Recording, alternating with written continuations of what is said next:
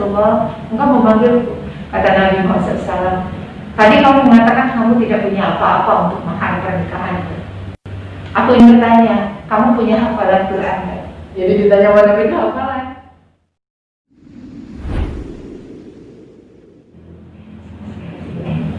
A'udzubillahi samil alim minasyaitonir rajim. Bismillahirrahmanirrahim.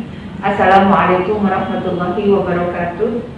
Innal hamdalillah nahmaduhu wa nasta'inuhu wa nastaghfiruh wa na'udzu billahi min shururi anfusina wa min sayyiati a'malina. May yahdihillahu fala mudilla lahu wa man yudlil fala hadiya lahu. Allahumma faqihna fid din wa 'allimna fit ta'wil wa hdina ila sawa'is sabil. Allahumma shalli ala Muhammad wa ala ali Muhammad. Alhamdulillah Bapak Ibu sekalian, alhamdulillah hari ini kita sudah memasuki hari ke-21 ya. Dan alhamdulillah ini al-ashrul awakhir, 10 hari terakhir Ramadan. Sehingga Masya Allah tidak pantas kita berleha-leha, tidak pantas kita bermalas-malasan, karena 10 hari terakhir Ramadan ini adalah puncak dari ibadah bulan suci Ramadan. Yang pertama kita ihyaul lail. Ya, ihyaul lail itu artinya menghidupkan ya para pemirsa, menghidupkan malam-malam kita dengan tatajaffa, menjauhkan dari tempat tidur dengan memperbanyak amal soleh. Ya, baik itu dengan ibadah-ibadah sunnah yang sering kita kerjakan di malam 10 hari Ramadan ya. Kemudian kita harus minat doa. Nah yang ini, kita harus minat doa artinya memperbanyak doa. Jadi 10 hari terakhir Ramadan, karena ini puncak dari bulan suci Ramadan, para pemirsa, bahwa ternyata 10 hari terakhir Ramadan kita harus minat doa, memperbanyak doa.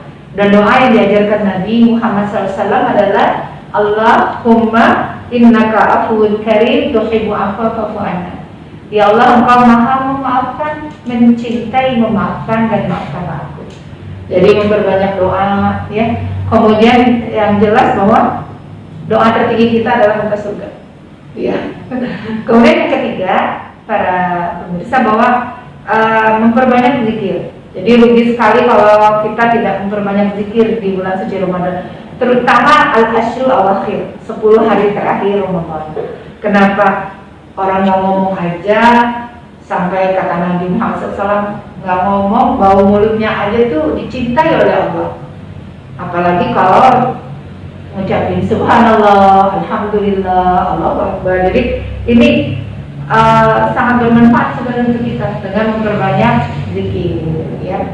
Kemudian di 10 hari terakhir Ramadan ini ayah bunda sekalian, bahwa ada disebutkan yang harus qiraat Al-Quran.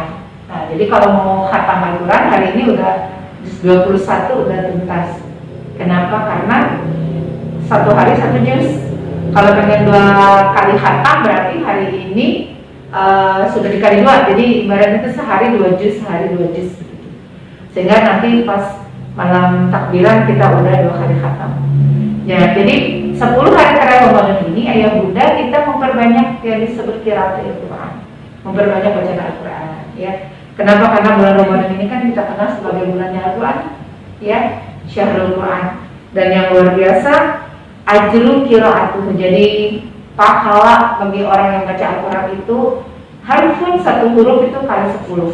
Bismillahirrahmanirrahim, 16 huruf kali 10 ya. Ini baru ajru tilawah. Jadi baru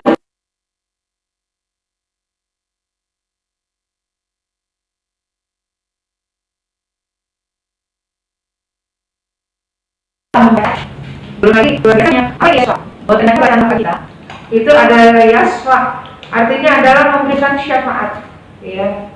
Jadi ada kisah dalam hadis ya, bagaimana ini pada saat seseorang akan dimasukkan ke dalam neraka, kakinya ada yang nahan, sehingga pada saat itu malaikat mengatakan, kenapa dia tidak didorong masuk neraka?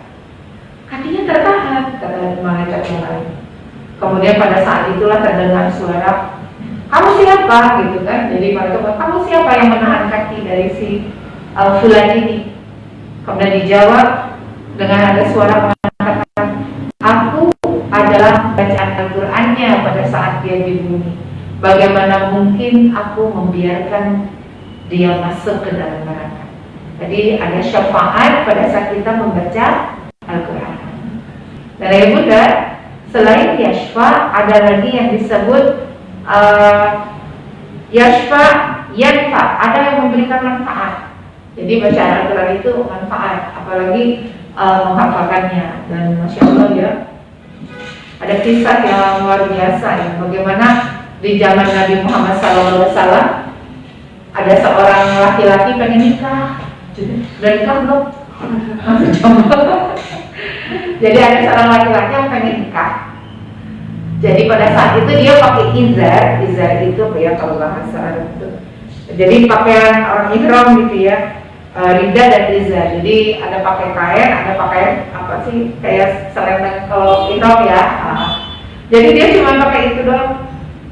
Pada saat itu dia mengatakan, ya Nabiullah, saya pengen menikah. Kata Nabi, kamu punya apa untuk jadi mahar? Dia jawab, saya nggak punya apa, saya cuma punya ini, punya baju ihram, ya.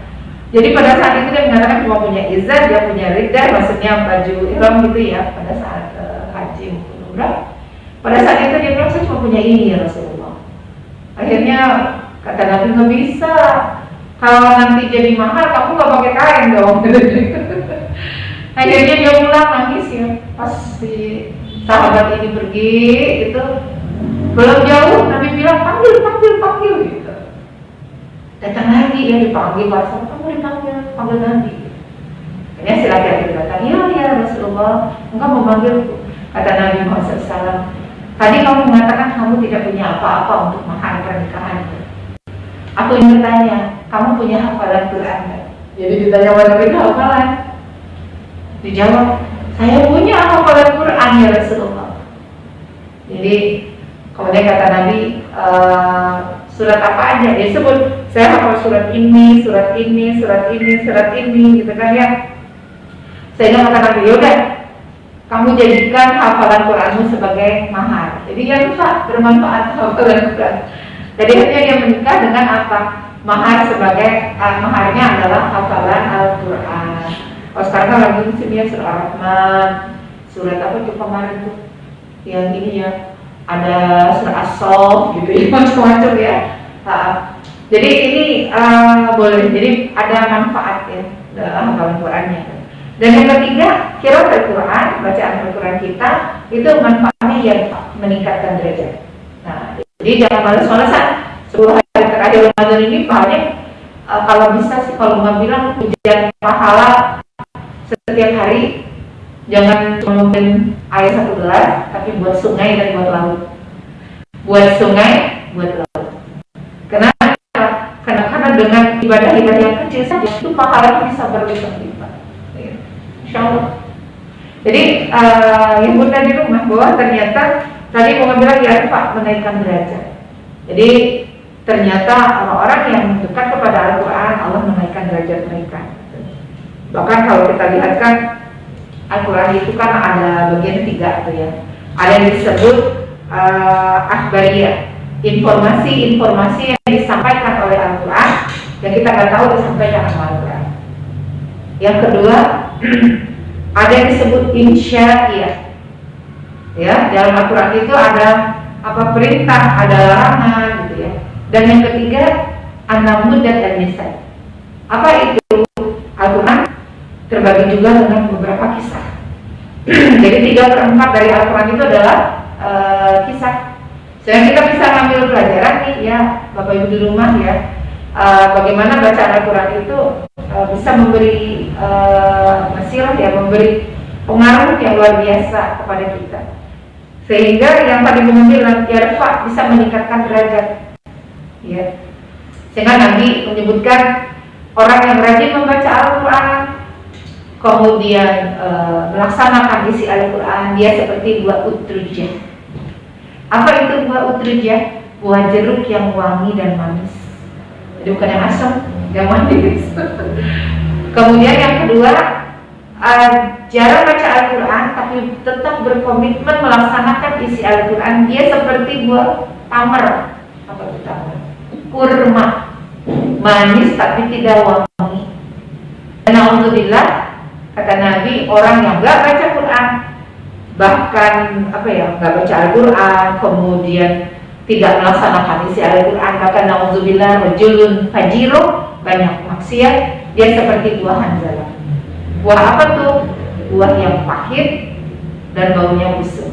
Nah sekarang sama deh kita semua di rumah, hari ini kita buah apa?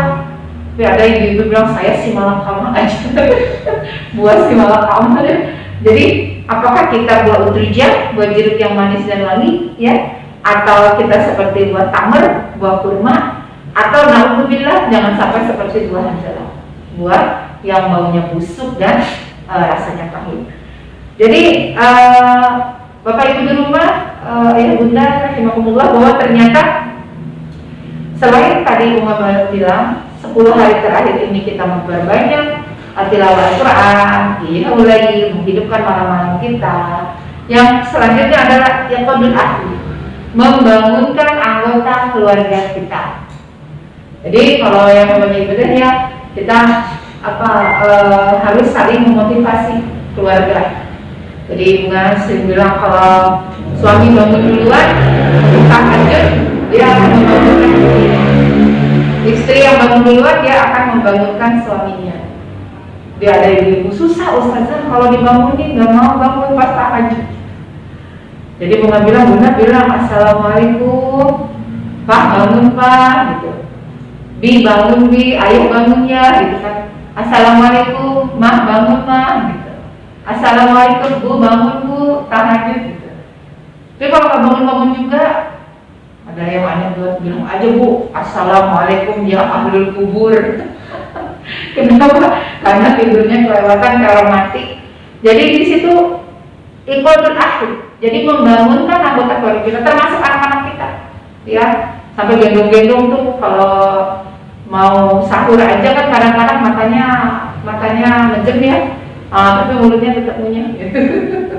Kalau anak-anak ya, Bunga ingat waktu masih anak-anak masih TK, mereka kalau puasanya begitu, kalau sahur digendong dulu, diiming-imingin dulu makanan apa yang nanti dimakan pas sahur. Alhamdulillah ya, jadi tidak menjadi kesusahan. Kenapa? Karena iqadul ahli ya, membangkitkan semangat kita, membangunkan anggota keluarga kita untuk melaksanakan ibadah ya. Jadi 10 hari terakhir Ramadan yang penting di rumah tetap ya, jangan memperbanyak jenis kue ya, memperbanyak ibadah. Kemudian itu sholat lailatin ba'da maghrib. Nah ini ada jadi pertanyaan kemarin sama ibu-ibu ya. Ternyata Nabi Muhammad SAW di 10 hari terakhir Ramadan beliau mandinya habis maghrib. Ya, jadi ini sunnah. Kata ibu nggak masuk angin, walau-walau tapi dia dilakukan Nabi. Nabi melakukan itu mandi setelah maghrib, kemudian pada saat Isya dia sudah rapi, beliau selalu rapi, kemudian ke mihrab masjid. Jadi dia melakukan 10 hari terakhir Ramadan itu lebih fokus lagi dengan amal ibadah. Kemudian tajdidul taubat, memperbanyak taubat. Yang tadi ya di awal mengatakan Allahumma innaka afuwwun karim tuhibbul afwa fa'fu anna. Ya Allah, Engkau Maha memaafkan, mencintai, memaafkan dan maafkanlah. Jadi itu. Termasuk juga di dalam 10 hari terakhir Ramadan dengan bilang bahasanya atau hari Lailatul Qadar. Atau hari itu apa ya bahasanya? Ngeker itu bahasanya apa ya? Neropong mencari-cari gitu kan. Jadi mengejar Lailatul Qadar di 10 hari terakhir Ramadan. Jadi setiap malamnya tuh kita siap gitu. Nggak nunggu malam-malam ganjil aja. Kenapa? Karena ada beberapa mengatakan tidak harus malam ganjil gitu. Sehingga dari malam kemarin sampai nanti malam takbiran, sebelum malam takbiran gitu, kita udah tetap hari. Jadi selalu mengejar Lailatul Qadar. Kenapa? Karena Masya Allah, barokah, malaikat turun ke bumi. Karena Lailatul Qadar itu kan pahalanya 1000 tahun. Bayangkan kalau malam itu pas malam Lailatul Qadar, ayah bunda, kita lagi sholat tahajud misal, kita diibaratkan tahajud selama 1000 bulan. Allah Akbar. Pada saat malam itu misal kita sedang membaca Al-Quran, dikategorikan baca Quran 1000 bulan. Malam itu kita sedekah misal, Pada saat itu Lailatul Qadar kita diibaratkan sedekah 1000 bulan. Jadi Allah Akbar banyak banget. Dan ada anekdot gitu, kalau malam itu lagi buat kue, itu sama kayak buat kue 1000 bulan. Jadi bahaya kalau buat kue 1000 bulan ya. Ya kenapa? Karena ibu-ibunya tuh bukan yang semangat ibadah, tapi semangat buat kue. Ya, alhamdulillah. Nah, di situ hari Lailatul Qadar mengambil barokah. Kenapa? Kata Nabi, "Man qama Lailatul Qadar imanan wa ihtisaban, ghufira lahu ma taqaddama min dhanbihi." Barang siapa menghidupkan malam Lailatul Qadar dengan iman dan ihtisab, jadi satu bahasanya apa ya? Berhitung-hitung ya. Ya. Dengan iman dan ihtisab ya, niscaya dosa-dosa yang lalu diampuni. Jadi dosa-dosa yang lalu itu diampuni. Ya, jadi masya Allah. Jadi kita ingat ya, ayah bunda masih punya peluang. Ini hari ke-21 masih punya peluang beberapa hari ke depan untuk memperbanyak amal-amal soleh kita. Kenapa? Karena walau wadam tahun depan kita ketemu Ramadan lagi apa enggak? Karena kemarin seperti Bunga mengatakan Ramadan itu artinya membakar. Yang dibakar itu dosa-dosa kita. Ramadan itu artinya tazkiyatun nafs, mensucikan diri kita.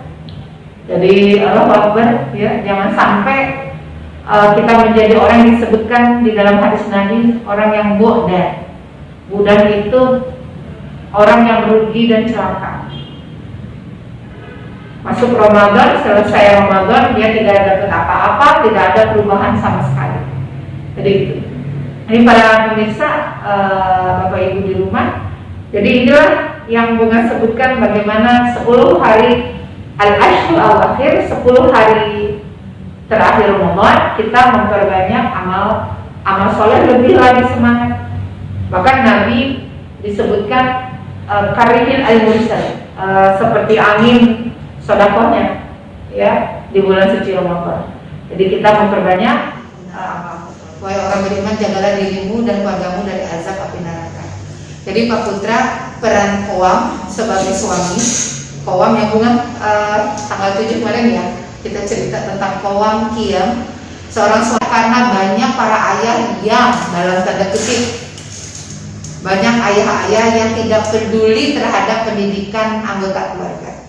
Padahal kalau kita lihat kata Qawam dan Qiyam, berarti seorang suami itu berkewajiban mendidik keluarganya. Sehingga kalau dia tidak bisa memberikan ilmu, dia memfasilitasi bagaimana keluarganya menjadi keluarga Quran.